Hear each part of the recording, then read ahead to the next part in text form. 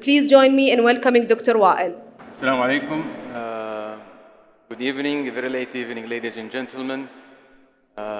Thanks for the organizing committee for the invitation. It's very difficult to come after Dr. Jamil, especially after experts in the ER, family physician, and the whole expert during the day. But it's good to end up the day with the critical care setting. Let me start with the story before we go to the details of the presentation. 10 years ago, Laylat al-Eid. So for the foreigners, this is like the night eve Christmas. We had a patient in the ICU. He had very rough stay in the ICU, chronic critically ill, was intubated, trached, chronic vented, and off the ventilator for a few days. And the plan was to send him to home care off the ventilator after Eid. I was a consultant on call. I came the next day, and I want to see the patient and to make sure that he's fine, but I didn't find him. Then I asked the team, and they told me that the patient arrested and died. I was extremely upset and sad. And then when I asked that moment why the patient died, it appeared to me that the doctor in the ICU was busy in the ER, and the nurse of that patient was taking care of another two patients. I was completely upset, and I blamed the chairperson of that department because at that point we lost a life, and not due to individuals' errors, over due to system failure.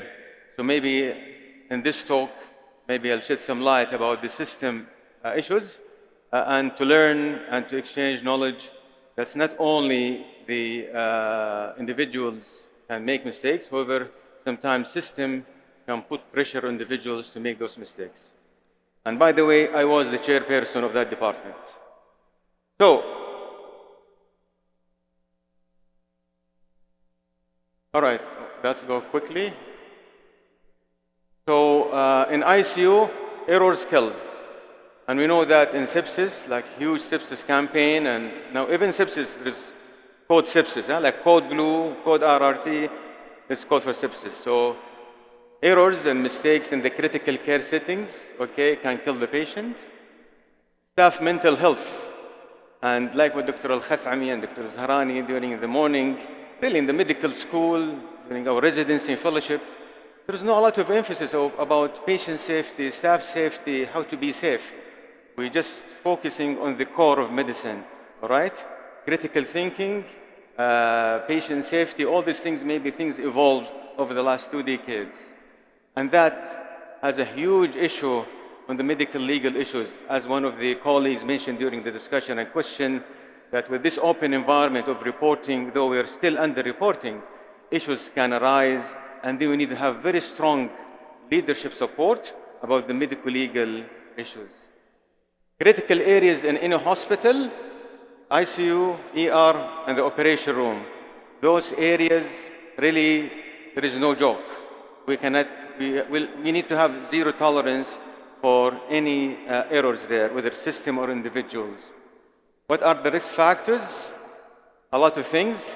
One of the two important things that's and part actually of our vision in 2030 to make people age more, but however we need them healthy, all right? That means put more pressure on the system. And sometimes when we have dysfunctional system, we have difficult access to healthcare, that will lead to chronic critical illness, all right? That means more pressure on the system in the hospital or in the chronic centers.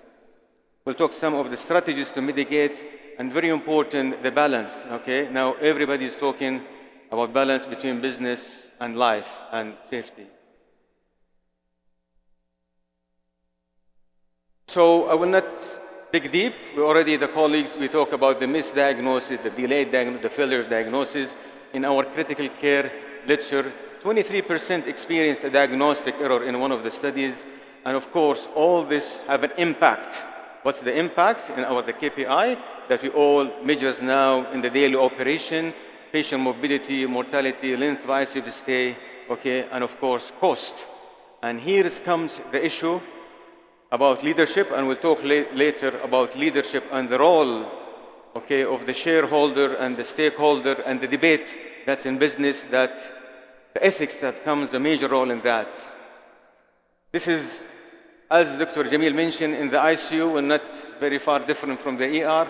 You can see you have to be agile and dynamic. You have a sick patient in the ICU. Sometimes even in a small ICU with 10 beds, if you have 1 or 2 sick patients, okay, you can spend the whole day, the whole team, all right, with that patient. Imagine when you have 4 or 5 patients and you just now starting to new, taking a quick history, do a quick exam, diagnostic, resuscitating a patient, running for a code blue, running for an RRT code, doing a family meeting.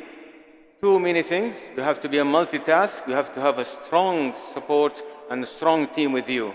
In the ICU, there is no Superman, there is no Superwoman. It's a teamwork, okay? So teamwork is very important. So from my angle, I see the errors in the ICU. Of course, there is part of it human factors, but this is a minority. When we talk about all these biases, cognitive, availability, all these beautiful things that our experts, they talk about. However, I want to focus on the system failure, I can say, all right? That chairperson was me 10 years ago, that I approved that sitting in the ICU with a closed, with the not properly visualized and safe environment, with the old design of the rooms. I'm the one who, for example, approved that this ICU doctor covering a unit and covering the ER and covering other areas. I'm the one who gives the green light for the nursing director to let that patient, to let that bedside nurse cover 2 or 3 patients. That was my mistake. So this is system failure. I cannot come and go to that doctor and blame him. I cannot go and talk to the nurse and blame her why the patient arrested, why the ventilator was off. She's not an octopus. She's a human being. She has only 2 eyes. This doctor, when he has a code blue in the ER, he has to go there. This is system failure. Access to healthcare and eligibility, and was beautifully illustrated by Dr. Ashraf, that yes, we have to admit that we have issues in our access. We have very strong, different healthcare systems here in our country, but sometimes the patient has a difficulty to get the proper service in the proper time, okay? And this will lead to pressure on the system and pressure on the individuals at the bedside later on. It's all connected together. Poor communications, again, it's whether in the ICU, it's a multidisciplinary, this is a teamwork. Physicians, nurses, respiratory therapy, social worker, physiotherapy, and with the other services in the hospital, with the surgeons, with the lab, with the images, with the OR. Communication, always important. And not to forget the most important factor, which is the patient. And most of the time, you cannot update the patient in the ICU. So the families, they have to be updated. So one of the important things that we'll talk later in the key strategies to minimize, okay, our goal to make it 0 errors, but to minimize, to be realistic, is to engage more patients and families in the ICU. And one of the important strategies to extend the visiting time in the ICU. Like, for example, in North America, they have like 24-hour, 24/7 the visiting time in the ICU, provided that you have the proper setting, the proper quantity and quality of the manpower that serve that ICU. Again, inadequate use of diagnostic technologies. Sometimes some hospitals, some ICUs, they don't have the advanced technologies. They have sometimes you have an X-ray machine that's 50-50, not properly visualized. You cannot see a small pneumothorax. You have an old echo machine that it will not show you some of the important findings. This is, again, make a part, okay, when you misdiagnose or delay diagnose or you fail to diagnose. Okay? ICU design issues lead to cognitive fatigue, noise levels, poor lighting, okay? And we'll talk about burnout in the next slide. And low qualified staff due to shortage increase the error risk. And when we talk about the low qualification, I cannot blame the healthcare provider. I blame the HR. I blame the COO, all right? Who, because he's the one responsible, he's the one accountable to make sure that his staff are qualified to provide a safe environment for the patient. So staph burnout, alarm fatigue, it's extremely common in our ICUs, all right? And believe it or not, sometimes you go to the ICU in a busy day and you see that the alarm is just ringing, it's going off. But sometimes, because of too much pressure, people, they're not focusing. And that's happened. And this is now, you go to the extreme now phase of the alarm fatigue. That first, you notice, but you want to go, but you're busy, and then later you don't notice. And here comes that really that staff or that team, they need to get a break. You need to go a break, okay? Because this is too much pressure, and this will affect patient safety. Emotional exhaustion, depersonalization, all right, due to manpower shortage, more pressure, and burnout rates, of course, jumped 23% pre-pandemic to 36% post-pandemic. This is in the international study, as Ms. Leslie elaborated in the morning. And there's a lot of contributing factors like the overload from high patient volumes, stress secondary to system failure, and now the imbalance between work and life, as mentioned. So the layout, okay, make a huge impact. So just imagine that you don't have a well-visualized, okay, state-of-the-art, the modular ICU. You still have the old designed rooms with the walls, and you don't have the proper one-to-one ratio for the nurses.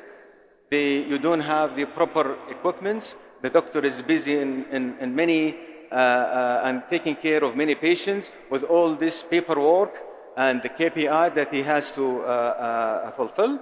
This is a complete recipe for failure, all right? So when you have an issue and that comes with your KPI, you need to study it very carefully, like in a proper root cause analysis, to make sure, is this from the design, is it from equipment, is this from the number or the quality of the individuals of your team members in the ICU, or maybe this is something in the operation itself, in the handoff, or something related to the pharmacy, or the delay from the other consultant services.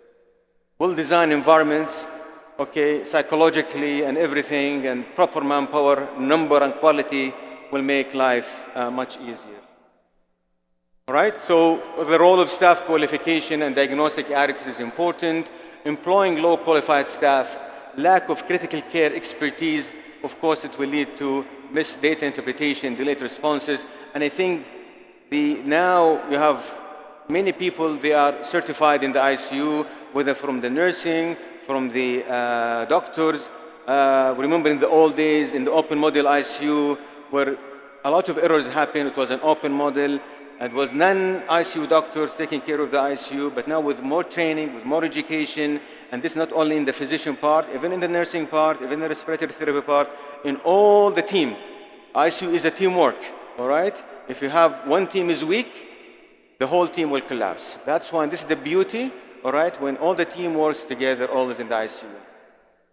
Experienced professionals are essential during hand-demand situations, and the COVID pandemic was an example, all right? So always in the ICU, you need to have the qualified staff, always 24/7. Even if you have 0 patient, which has never happened, you cannot just close the ICU until the staff, you go a break and go home. No, never. It's like ER, okay? It's always open. And realistic workload ratio. I mean, this is a huge issue. And here what comes now in this forum in Invest in Health, when we shareholder, they think about how to sustain business with the high cost. However, again, the stakeholder, okay, from healthcare providers, from patients, from payers, you are one team, right? You cannot just because you want to decrease cost, then let's ratio the ICU with 1 to 2 nurses, or 1 to 3. That's fine. It's less acuity. This ICU is ICU, okay? You have 10 beds ICU. I need 10 ventilator. I need 10 monitor. Oh no, this bed is for DKA, for hyponatremia. You don't need a ventilator. No, it's an ICU. So here comes the leadership support, okay? When you don't have a strong leader who believes in patient safety, who believes what an ICU means, this department will fall. It's not all in ICU. Thank you. It's not all in ICU, okay? In anywhere like ER, OR, these are one of the three critical zones in a hospital. Of course, inadequately trained staff put a burden on the expert. فحتى الكويس, حتى الexpert at one day, خلاص, okay, it will just collapse. It will be burned out, all right? There's no Superman. We agreed from the start. It's a teamwork. All right, so solutions, okay? Yes, so solutions, we start from the basic, all right? We need to have the proper layout, proper structure. Why? If you build something wrong, you will commission it wrong, and you will staff it wrong. Maybe it will give you and reflect with you with a higher cost at the end of the day. So proper layout, proper commissioning, all right? And then we use the AI. We use all these beautiful things that we know about it, okay? The telemedicine, the tele-ICU, the clinical support decision system, that we use it as an adjunct, okay? And I might be different than our colleagues about the AI and will it replace human being? It will never, all right? There's no one size fits all, and always, maybe in the critical care, there is no patient is similar to the other. And that comes the difficulty in the ICU studies that every now and then you see a study is contradicting the previous study a few years back because of a new evidence and a new approach. And that's the beauty of the ICU, that we use physiology, critical thinking. And that's why education and training is very important. Of course, functional electronic healthcare records is important, integrating, okay, all these things, not to depending on the history from the patient or relatives, because many patients, they shop around, okay? They have file in X hospital, Y hospital, and it's very difficult, and this will lead to diagnostic error. At the end of the day, you will be accountable for making any diagnosis. One of the most important thing and beautiful thing I like in the ICU, that's purely a multidisciplinary round. It's a teamwork, all right? And it's part in the round that I don't start the round unless all the team members are here, all right? So, and the nurses, of course, are the most important team member. We have the RT, we have the clinical pharmacy, we have the social specialist, we have the patient relation, all the team together. And we come and we discuss the case, okay, one by one, and then we come to a shared decision and a mutual plan. And of course, if we are lucky, sometimes we can have the patient is awake or the family member at the bedside, or for example, we had the family meeting and we engage, all right? And as Dr. Jamil mentioned, sometimes when the family is engaged from day one and getting the update, all right, even sometimes the mistakes happen unintentionally, because we know that nobody's coming from home to do harm. Sometimes some confounding factors might lead to that. Families, sometimes they do understand, all right?